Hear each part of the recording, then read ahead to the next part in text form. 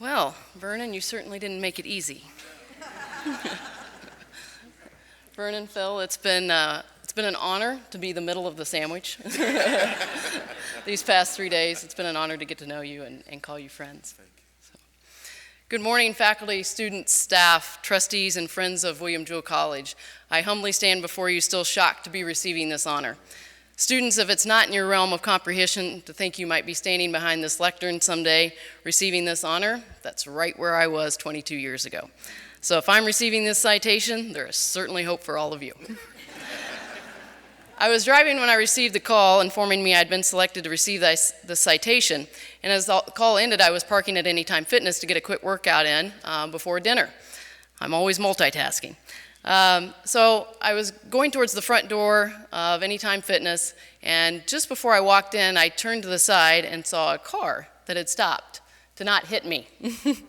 I was so overwhelmed by the call that I did not look both ways before crossing the parking lot, so I was 5 feet from having this honor be awarded posthumously.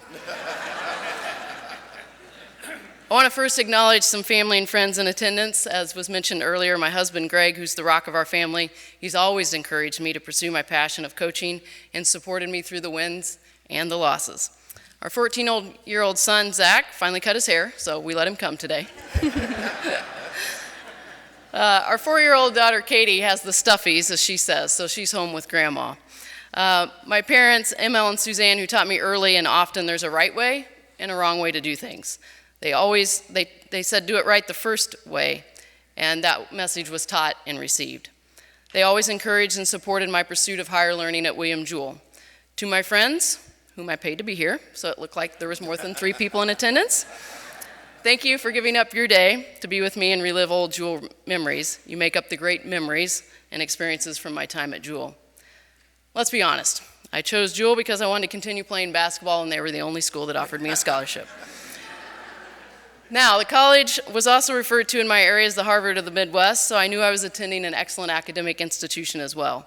Being a basketball player created an infinite number of memories. We practiced over the winter break, so we had entire residence halls to ourselves. Picture Kevin in the movie Home Alone. 6 people, at most, with an entire residence hall to ourselves. It was awesome.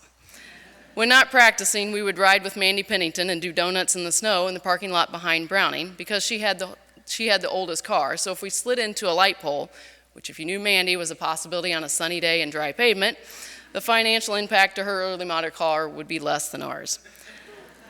Of course, I always wanted to be in the game, playing, but if not, and if Coach Eddie, the softball coach, was our honorary coach for the game, he would sit at the end of the bench and provide nachos for the bench warmers. Coach Kress, now Coach Slominski, never did figure out why we wanted Coach Eddie to be our honorary coach every game.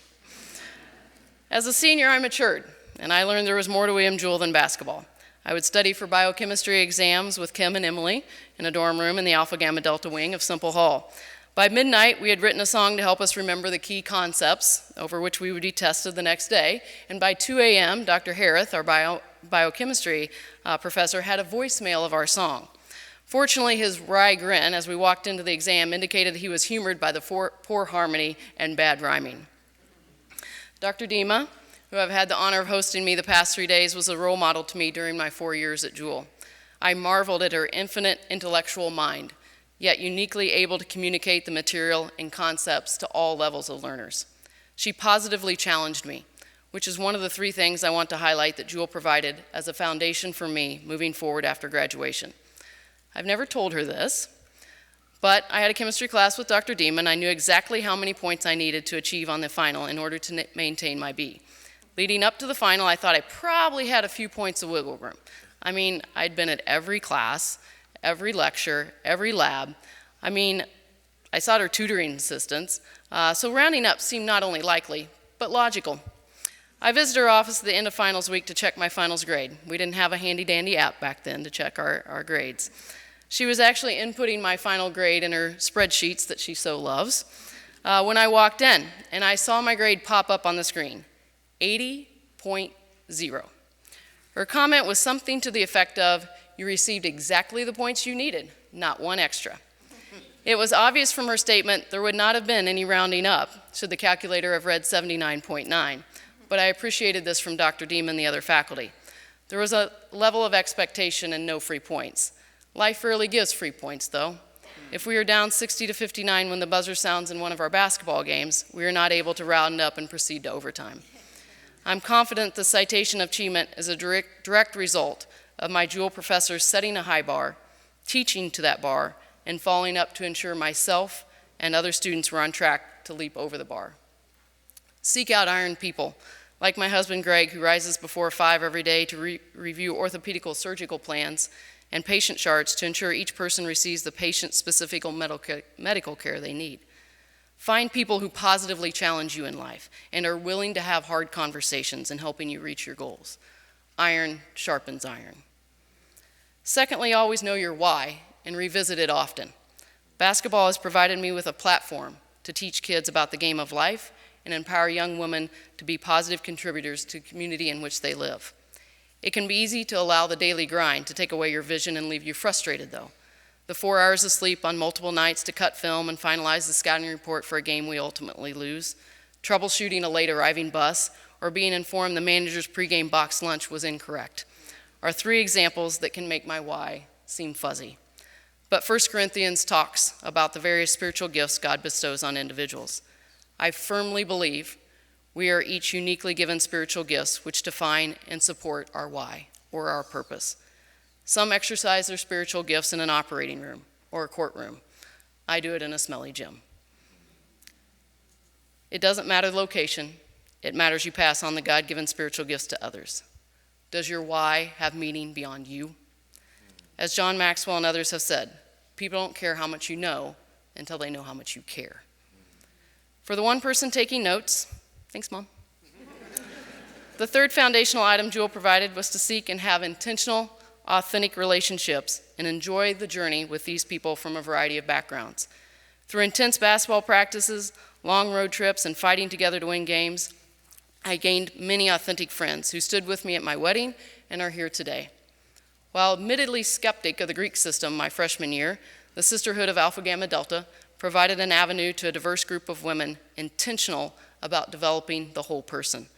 Through these groups, I discovered my love and passion to work with teams, to maximize each individual's potential and overall team success. The power of team amazes me. I have learned the best teams, whether it be sports teams, Navy SEALs teams, company sales teams, regardless of the field of reference, are great because of the people, not because of the fancy logo, the flyest apparel, or the newest boardroom. Great vision without great people is irrelevant. Great vision without great people is irrelevant.